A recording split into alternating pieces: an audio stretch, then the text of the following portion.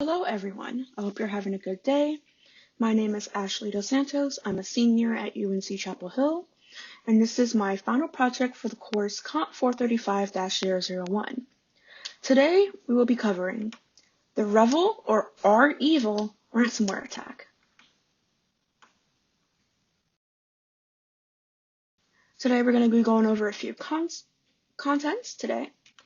We're going to be going over introduction. We're then going to go over background, motivation, and information. We're going to be going into depth on the vulnerabilities that have been used in this attack, notably authentication bypass, arbitrary file uploading, and process hollowing. We're then going to go over the attack vector and look at the steps that ReEvil took to perform this attack. Then we're going to look at the consequences of this attack.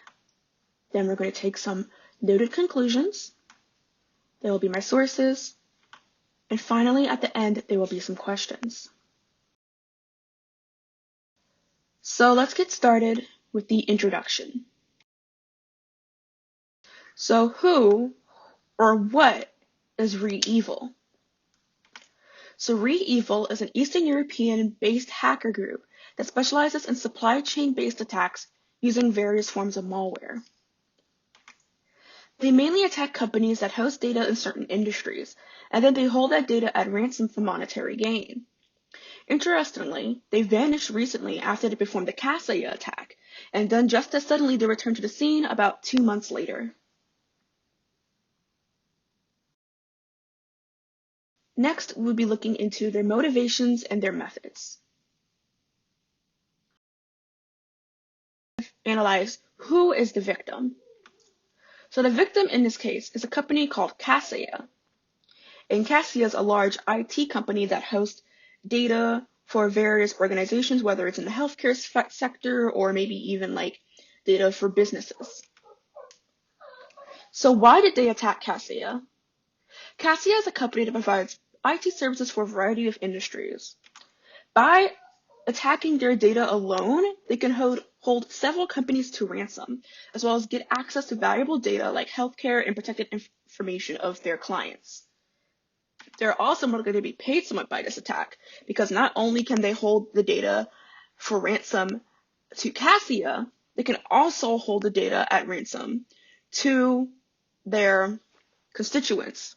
So they can be like, hey, Kaseya, if you don't pay this ransom, it's okay. You can maybe have your clients pay this ransom if you can't figure out how to get your data back. I'm going to be looking into the various vulnerabilities that have been used. For this attack to occur, the ReEvil group used 3 main vulnerabilities. The first vulnerability that they used was bypass authentication. So what they did was they had to figure out a way to get into the system and bypass the authentication that certain users have for this attack. So they bypassed the user authentication system by using a depreciated login. And when you look at the attack vector later, you're going to see why they used a specific depreciated login and why it was a major mistake for Kaseya to accidentally keep a depreciated login still connected to their servers. Then they did arbitrary file upload. So once you log in with your depreciated information and they confirm that you have access to the database, it seemingly injects code onto your computer from a seemingly safe source onto your system.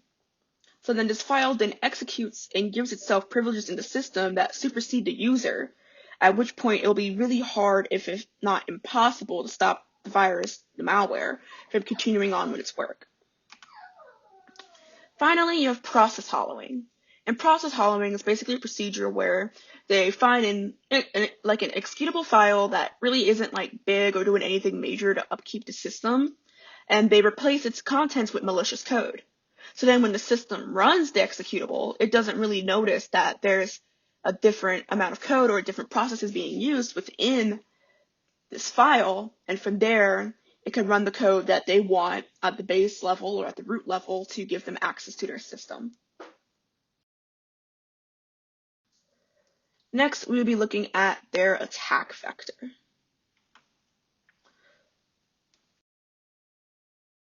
So when looking at their attack vector, you kind of have to realize that ReEvil took about 4 main steps to get into attack and hold this system at ransom.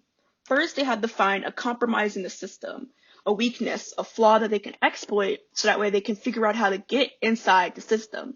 And notably, a few organizations have noted to Cassia that the depreciated login they left online could have been used for an attack. But because they left it online and didn't really act on it, ReEvil saw this as a compromised way to get into the system, and then they began their infiltration. So next they would infiltrate.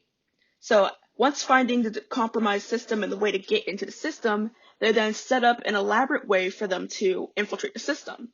So they send a phishing email, it looks like it's from a company contact, looks like it's having an official link to log in. They dress up the compromised login so that way you can have access into the system without thinking that it's an old login or a login that you shouldn't be using.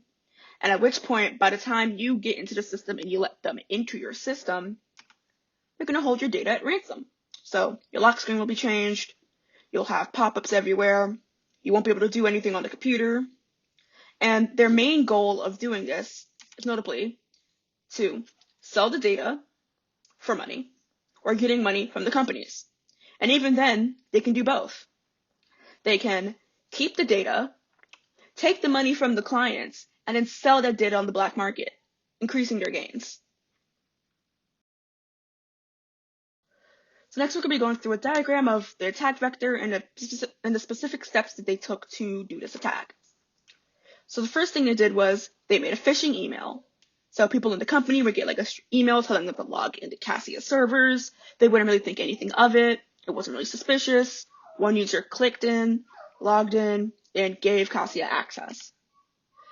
Next, the user clicks on the phishing email, it downloads a file, you believe the file is safe because it's coming from within the company, and it begins to execute code.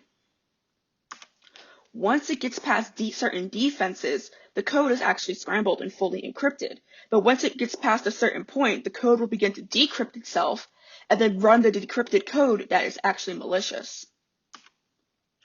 Then it loads into memory and tries to get root access of the machine, essentially locking the user out from the machine, but also getting access to all the files and the servers that user gave them access to by giving them their login.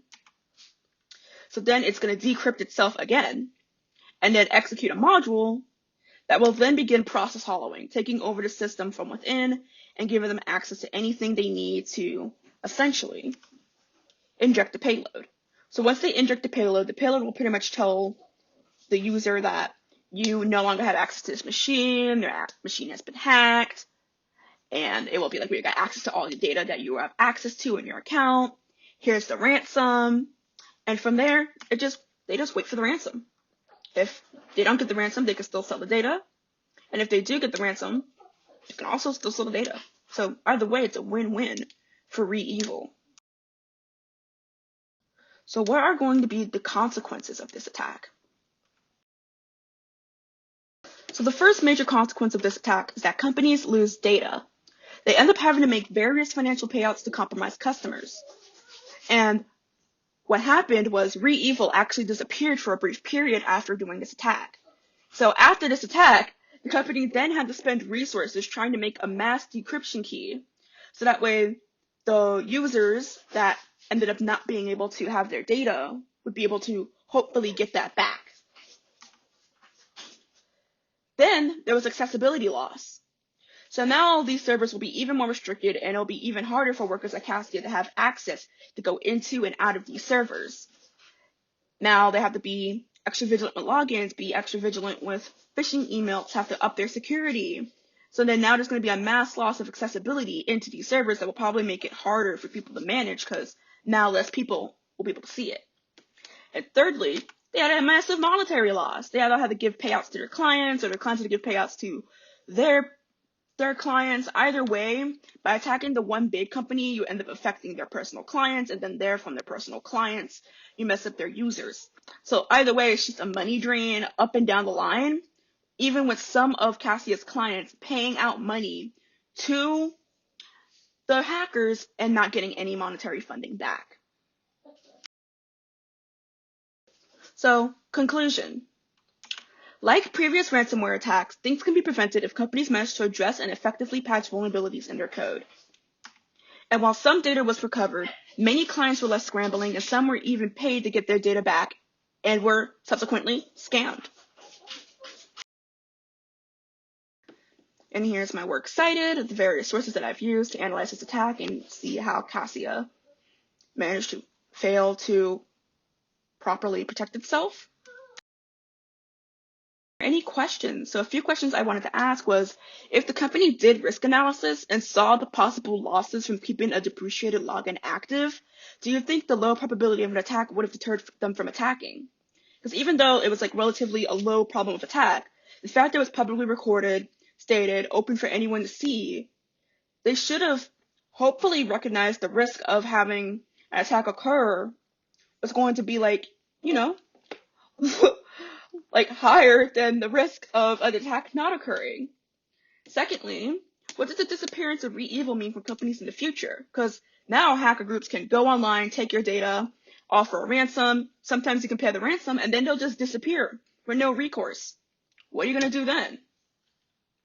And finally, what does this say about corporate risk analysis, and why is it important to listen to companies that find vulnerabilities? Thank you.